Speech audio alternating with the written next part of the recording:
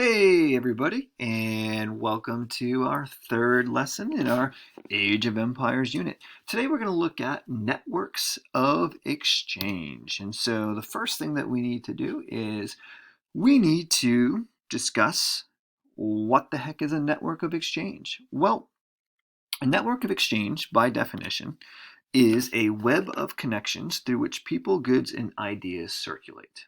Okay, and so examples of that in modern day, right? Telephones, the internet, and highways are all examples of networks of exchange because that is where people, goods, and ideas can circulate.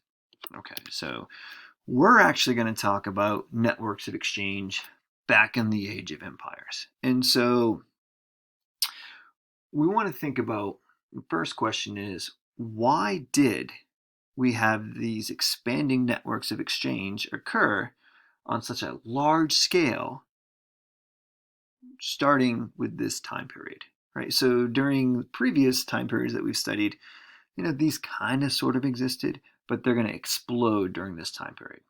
So why is that? That's right. It's because we have the emergence of these things called empires.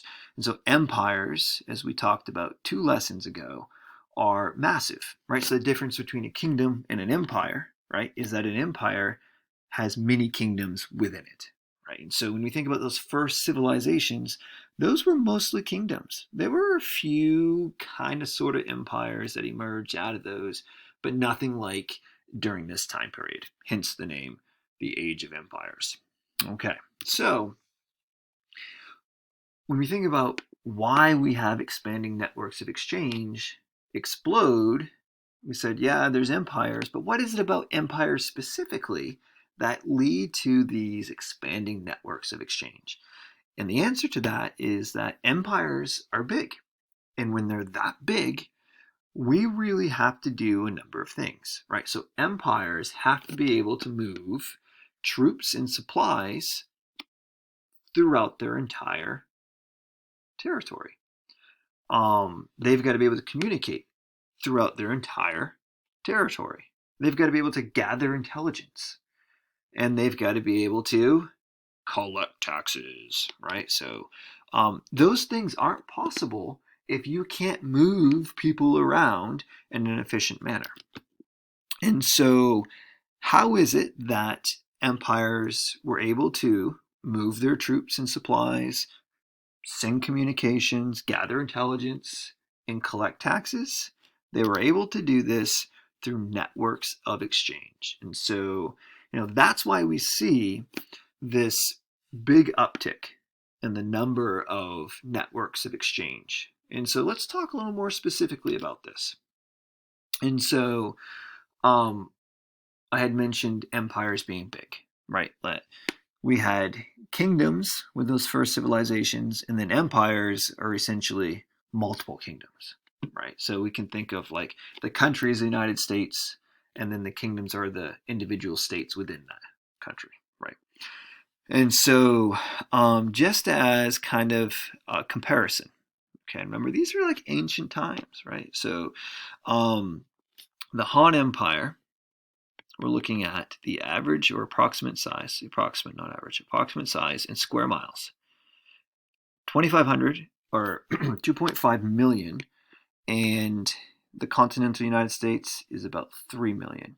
And so that is not far off, right? So the Han Empire in the year 50 BCE, we're talking about before the year 0, is almost as big as the continental United States today. And you think about all of the advantages we have to do things like moving troops, communicating, collecting taxes, those things that a government needs to do. And how they were able to do that way back then is pretty amazing. And so here we can see the Persian Empire and the Roman Empire, and they weren't quite as big as the Han Empire, but they're still really big, and they still have to do all of those things. So let's talk a little bit about that. So here, I guess I'll back up just a second. 3 of the most famous networks of exchange, and we're going to talk more about these. We'll talk about the Roman roads today, we'll talk about the Silk Roads in class, and then the Persian Road.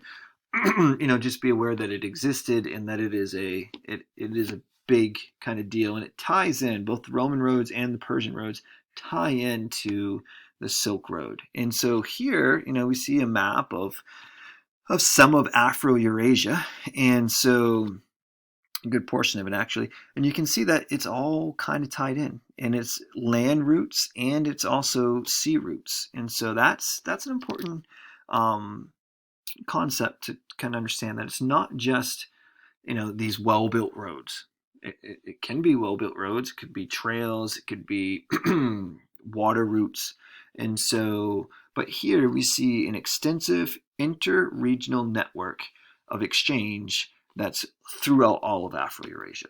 And that's a big deal because it's going to lead to a whole bunch of things. All right, so let's talk a little bit more about the Roman roads. And so here we can see the Roman Empire just after the year 0. And so the old adage, all roads lead to Rome, emerged for a reason, right? And so Rome is very well connected.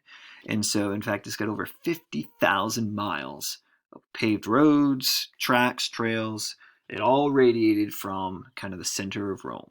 And so that's a big deal. And kind of look at this picture down in the lower left corner. You can see their version of a paved road, so to speak. Okay, and so still talking about the Roman roads, they were really well constructed, and so they're going to be constructed by engineers, and they're built well enough to support half-ton wagons. They're wide enough to accommodate two-way traffic, and as we kind of mentioned before, why we have these expansion of networks of exchange is because governments need them, right? So the Roman roads are built to speed along troops and supplies, but an interesting thing happens, right? So in addition to moving troops, collecting taxes, sending communications, et cetera, what happens is that these are well protected, meaning there's like kind of soldiers on them and such, roads, and so merchants find, oh wow, you know what, I can move my goods back and forth without fear of being robbed or killed and having my stuff stolen. And so it actually, this well-connected trade route or networks of exchange lead to increased commerce, right? It also is going to lead to all sorts of exchange of culture and ideas, which is pretty cool too. All right, so one of the kind of culture idea things that gets spread, not necessarily specifically with the Roman roads, but in all of these networks of exchange, are going to be ideas like alphabetic writing systems. And so it's important to note that before alphabetic writing systems, and when we're talking about alphabetic writing systems, we're talking about like we use an alphabetic writing system, right? And so the first one is going to be the Phoenician alphabet. And so what did we have before this? Well, that would be a logographic system or pictograph system. And so the difference is with a logographic or pictographic, right? It's going to be a symbol represents a whole word. And so we saw this in ancient Egypt, right? When we think of that.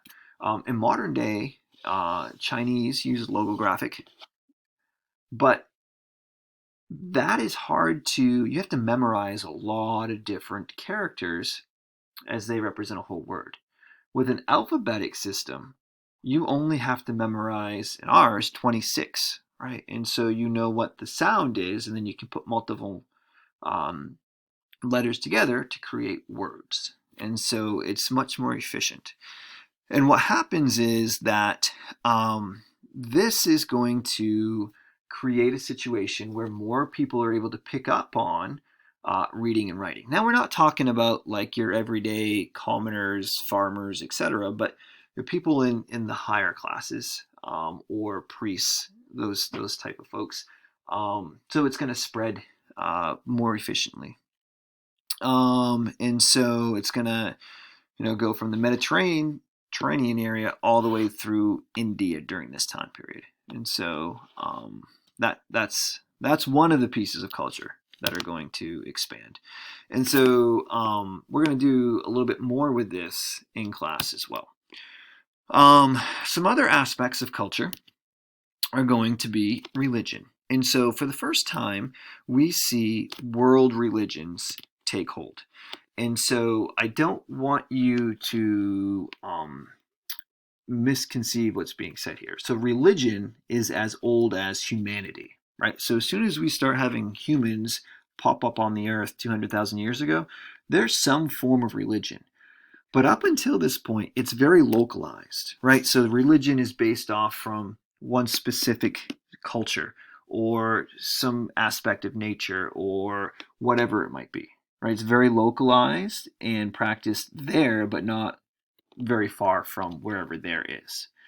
During this time period, because of these connected networks of exchange, because of things like alphabetic writing, because of things like an increased population, so we're looking for some sort of unity to tie us together morally, we see the rise of religions that spread.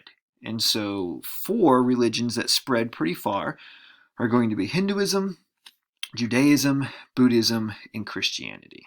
And so just to get an idea of, we're going to talk more about these in a unit or two down the road. But for now, just know that they exist. And we can also see where they are spreading, right? So Christianity starts in Jerusalem and then goes throughout a lot of Europe, a little bit of Asia, a little bit of Africa. Both Buddhism and Hinduism are going to emerge in India and then spread. Hinduism is largely confined to India, a little bit of Southeast Asia. Buddhism is going to spread rapidly into China. Judaism does not spread quite as much because it's not a universal religion. By universal, I mean a universal religion, anybody can join it, right? As long as you abide by whatever it is that religion requires, you can be a practicing whatever. Judaism is interesting, and it's not that way. For a long time, you have to be born from a Jewish mother in order to be Jewish. That'll change over time, but so that prohibits it from spreading as quick as some others. Okay. And so religion is interesting because when people go out from place to place with a new religion, it's not like they're just spreading their religion. They're also spreading whatever writing system they use, right? So, because you have some sort of scripture. They're also going to be trading stuff. And so, as I kind of alluded to before, religion is a form of trust. And so, if I'm Buddhist and you're Buddhist, we can trade and be relatively confident that we are, treating each other well. And then also art. So religion is a great inspiration of art, world art, in many avenues. And so we see art being exchanged on vast levels as well. Okay, and so just as kind of a wrap up of the last 2 lessons that we've done, right? So previously we talked about population growth, and so that being linked to agriculture. And we talked about all the ways in which farming led to big population gains, and then the consequences of that. And then today we talked about expanded networks of exchange and how that allowed people, goods, and ideas to move all over, right? Thousands and thousands of miles. We basically talked about Afro-Eurasia. It's also happening in the Americas, just not to the same extent.